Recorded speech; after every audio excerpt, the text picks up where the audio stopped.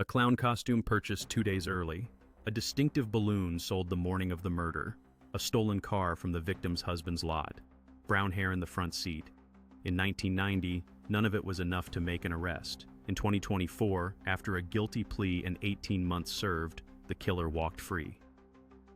This is the story of how someone assembled a murder from ordinary pieces and nearly escaped consequences entirely.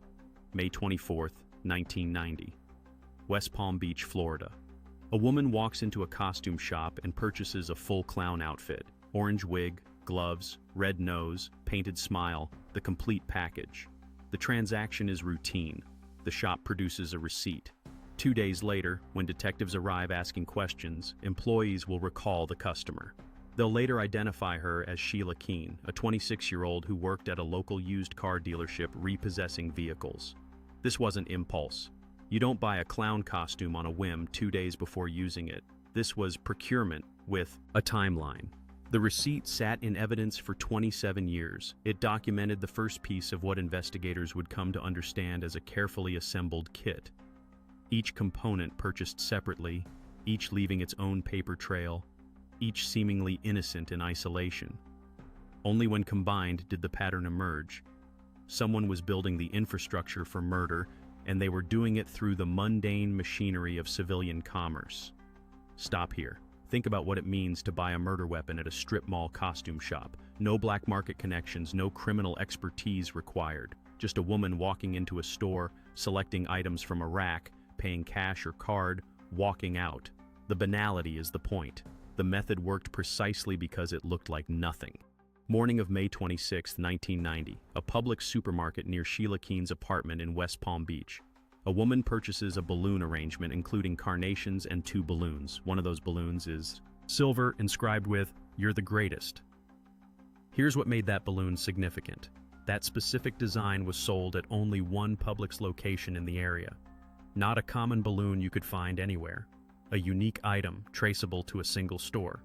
Employees would later tell investigators they recalled selling that exact arrangement to a woman matching Sheila's description on the morning of May 26th. The balloon would be in Marlene Warren's hands minutes before she died. The gift was the weapon's disguise, the Trojan horse that made the victim open her door and drop her guard. Flowers and balloons signal celebration, not danger.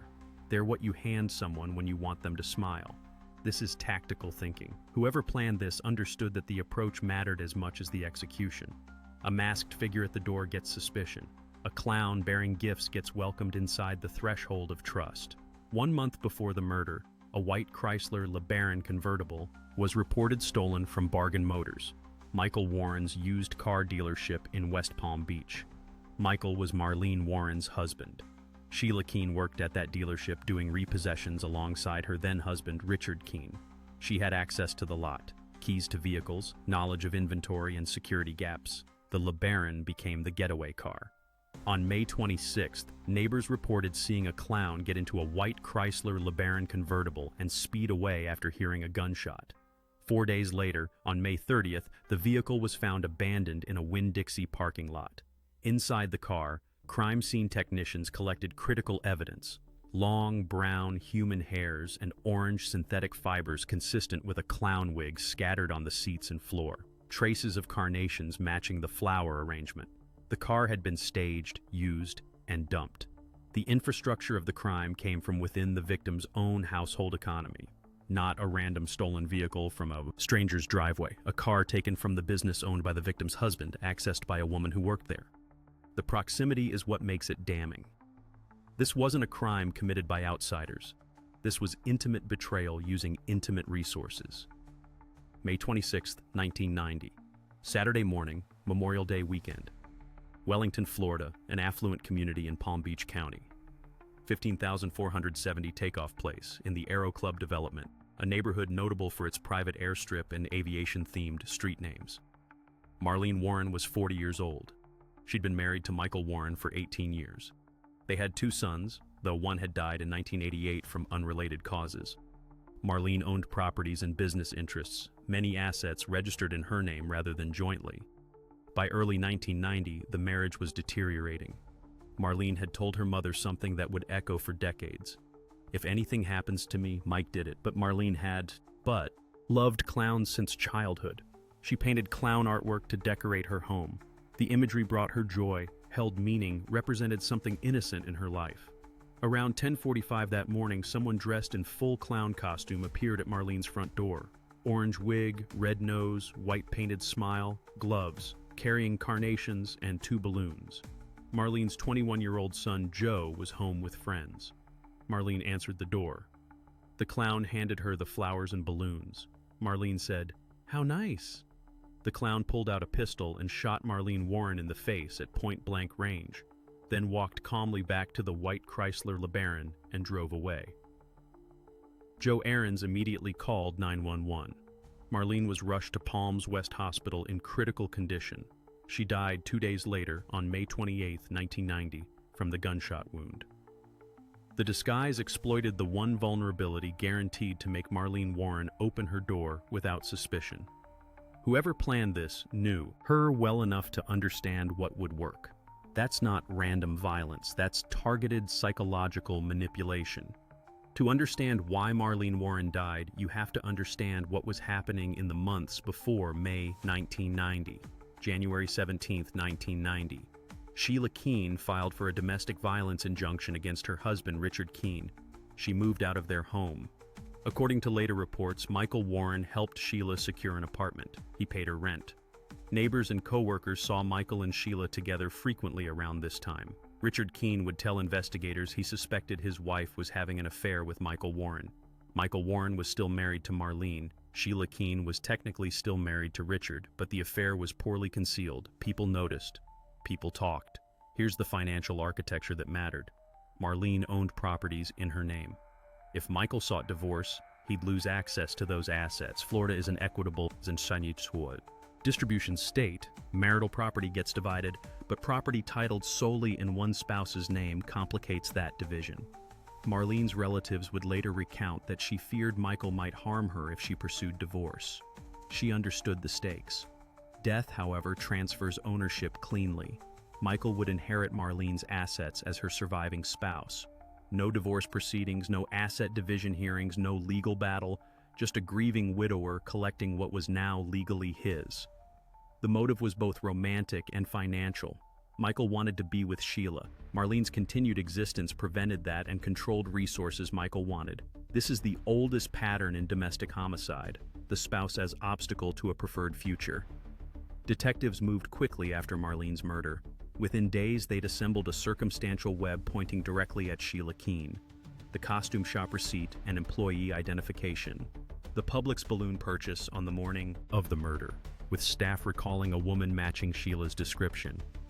The white Chrysler LeBaron stolen from Michael Warren's dealership, where Sheila worked and had access. The brown hairs and orange synthetic fibers found inside that vehicle after it was abandoned. The motive was clear. Sheila's estranged husband, Richard Keen, informed investigators that he suspected Sheila was romantically involved with Michael Warren. Neighbors confirmed seeing them together. The affair wasn't hidden well. Both Michael Warren and Sheila Keen were questioned. Both denied any romantic relationship. Both denied any involvement in Marlene's murder. Michael had an alibi. Reports indicated he was out of town with friends at a racetrack on the day of the murder. This cleared him as the person in the clown costume pulling the trigger, but it didn't preclude him from planning the crime. Sheila had no alibi that investigators found credible, but in 1990, DNA technology had limitations. The brown hairs from the LeBaron couldn't be conclusively matched to Sheila using the forensic methods available at the time. The orange fibers were consistent with a clown wig, but that wasn't definitive proof. Eyewitness identifications from the costume shop and Publix were strong, but not ironclad. Without physical evidence directly tying Sheila to pulling the trigger, prosecutors didn't feel confident bringing charges. The case went cold. No arrests were made in 1990. Then something interesting happened.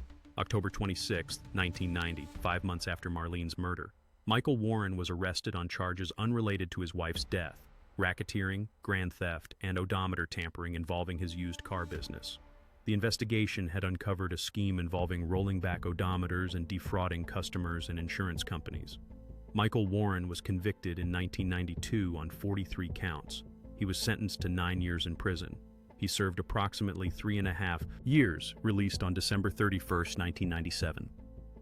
Many observers felt that prosecutors pursued these fraud charges with unusual vigor precisely because they couldn't charge Michael for his wife's murder. The conviction served as partial justice, even if it wasn't for the crime everyone suspected him of committing. At sentencing, prosecutors referenced the unsolved murder as context, though Michael was never formally accused. Upon his release in 1997, Michael reconnected with Sheila. She had divorced Richard Keen in April 1999. The obstacles to their relationship had been removed. Marlene was dead, their previous marriages dissolved, Michael's prison time served.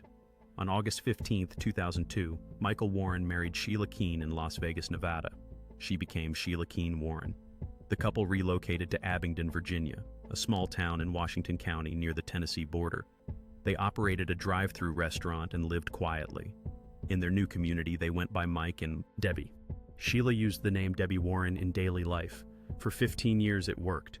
They built a second life far from Florida, far from scrutiny, far from the crime that had made their union possible.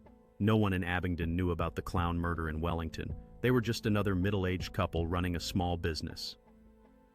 2014. The Palm Beach County Sheriff's Office received a federal grant specifically to reopen and reinvestigate unsolved cold cases. The Marlene Warren killer clown murder was selected as one of the cases to receive fresh attention. The cold case unit began resubmitting old evidence for modern forensic analysis. DNA technology had advanced dramatically since 1990. Techniques like mitochondrial DNA analysis and improved STR profiling could extract information from samples that had been useless decades earlier. The brown hairs from the white Chrysler LeBaron were tested using current methods. The results linked the hair to Sheila Keen-Warren. But here's the limitation: it wasn't a unique match. The DNA profile could not exclude Sheila, but it also matched approximately 5% of the Caucasian female population. Roughly 1 in 20 women of similar background could have left that hair. In isolation, that's not enough for conviction. But investigators weren't relying on DNA alone. They re-interviewed witnesses. Costume shop employees who had sold the clown outfit in 1990 were shown photo lineups. Decades later, they picked Sheila's photograph, identifying her as the customer who purchased the costume on May 24, 1990. The Publix employees who recalled selling the distinctive "You're the Greatest" balloon also reaffirmed their recollection that the purchaser resembled Sheila Keen. Investigators compiled the totality of evidence: the DNA match, limited but corroborative, the costume purchase, the balloon purchase, the stolen vehicle from Michael's dealership where Sheila worked, the established affair, motive, and the fact that Sheila had married Michael 12 years after the murder.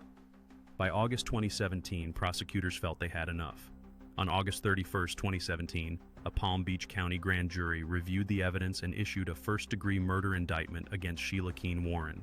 27 years after Marlene Warren's death, an arrest warrant was issued.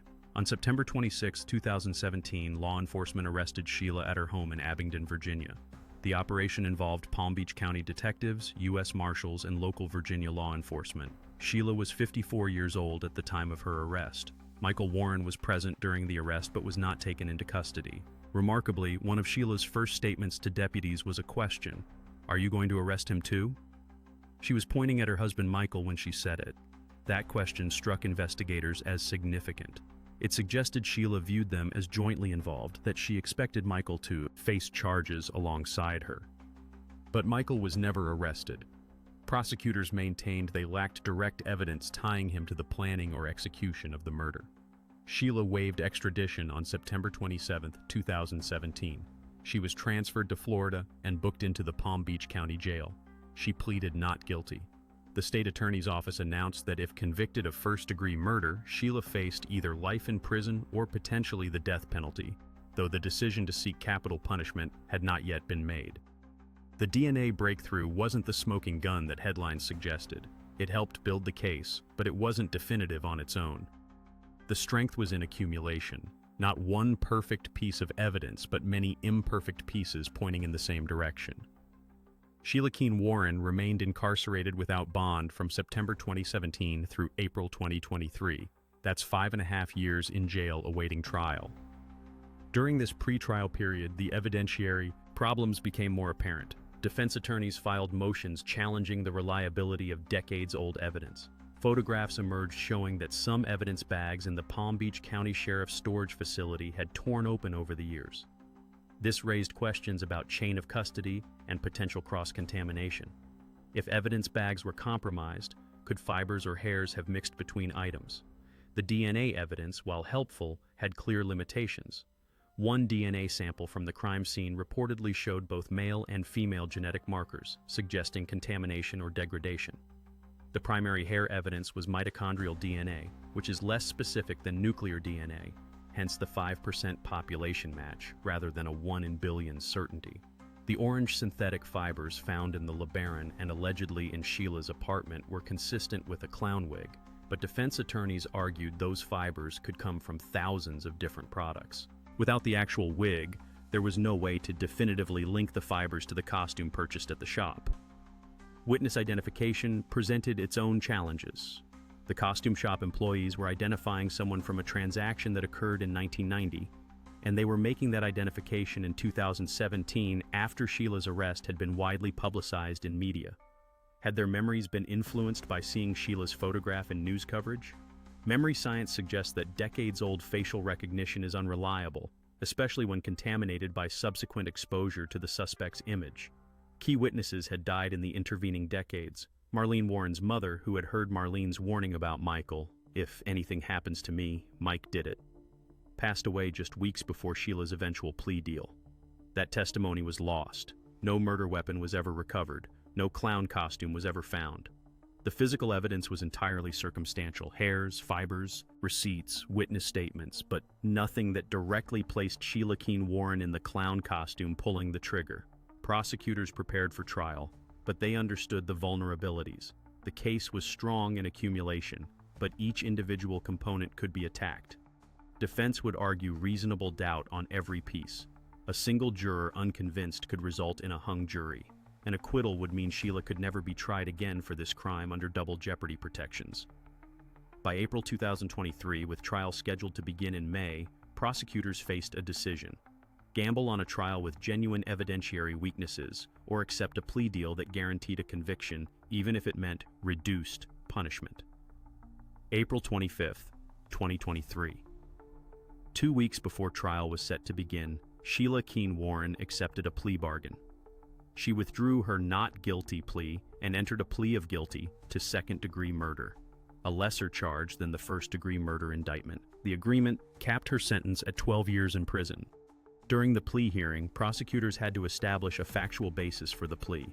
Assistant State Attorney Reed Scott summarized the evidence: that Sheila Keen-Warren was the person who dressed as a clown, brought balloons and flowers to Marlene Warren's door, and shot her on May 26, 1990. He recited the witnesses who identified her purchasing the costume, the hair and fiber evidence linking her to the getaway car, and the circumstantial proof connecting her to the crime. Judge Scott Suskauer then directly asked Sheila if she agreed that she was responsible for Marlene Warren's death. Sheila answered yes in court. This admission was required for the plea to be accepted. She was formally acknowledging that she committed the murder. The 12-year sentence sounds more substantial than it was. Sheila received credit for 2,039 days already served, approximately 5 years and 7 months of pretrial detention. That credit applied immediately to the 12-year sentence. More significantly, because the crime occurred in 1990, Florida's older sentencing guidelines applied. Under those rules, inmates could earn substantial gain time for good behavior, far more than under current Florida law. Prosecutors and defense attorneys both understood that with time-served credit and gain time reductions, Sheila would serve only about 18 additional months beyond the plea date. Defense attorney Greg Rosenfeld characterized the plea deal as a victory for his client, noting she would be home in approximately 10 months rather than facing potential life imprisonment. He also made a remarkable statement after the plea. He maintained that Sheila did not commit this crime despite her courtroom admission. Rosenfeld claimed she only pleaded guilty to secure her release, not because she was actually responsible. He described it as pragmatic. When faced with the choice between going home soon or risking life in prison, it was kind of a no-brainer. Marlene Warren's son, Joe Aaron, spoke at the hearing. He supported the plea deal, stating he preferred some accountability over the risk of Sheila being acquitted at trial and walking away completely exonerated. But he also made clear he saw no remorse from Sheila. He concluded his statement with, "God be with her," a sentiment that carried both resignation and judgment. State Attorney Dave Ehrenberg defended the decision publicly. He emphasized that the case had real evidentiary challenges. Key witnesses had died, evidence had degraded over 33 years, and there was a non-negligible chance a jury might acquit.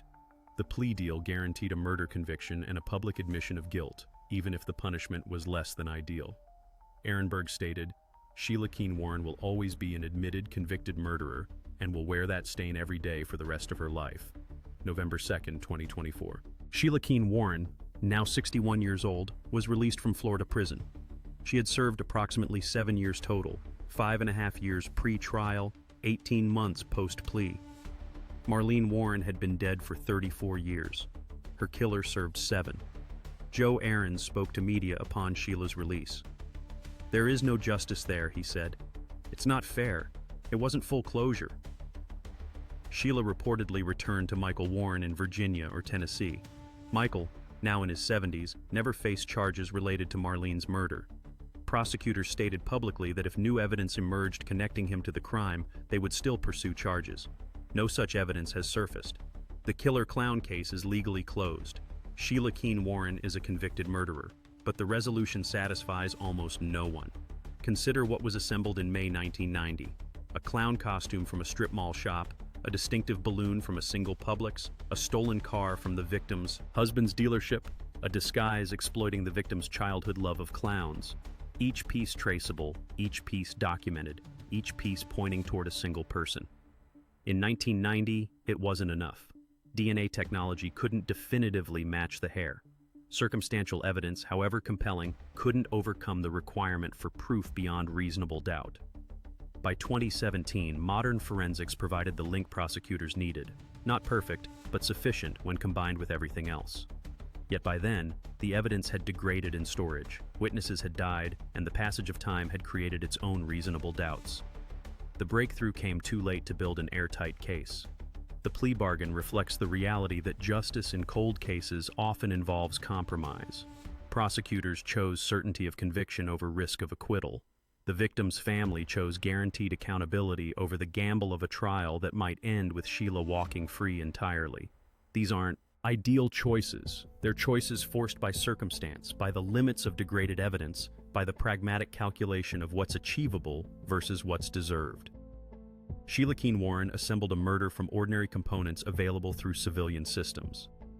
She purchased what she needed, used resources from her workplace, exploited psychological vulnerabilities, and executed a plan in broad daylight. For 27 years, it worked. She married the victim's husband, moved away, built a new life under a new name.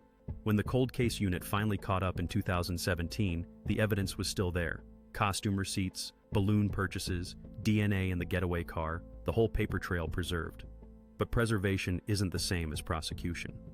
Time had weakened what was once strong, introduced doubt where there had been certainty, killed witnesses who could have testified to critical facts. Sheila served 7 years for a murder 3 decades in the planning and execution. Marlene Warren's son has no closure. Michael Warren remains free despite decades of suspicion, despite his wife's warning, despite Sheila's question at the moment of arrest. Are you going to arrest him too? The murder kit was assembled piece by piece from ordinary sources. The killer nearly got away with it entirely. In the end, the question isn't whether justice was served, it's whether 7 years for a 34-year-old murder constitutes justice at all, and what it means when the answer isn't clear.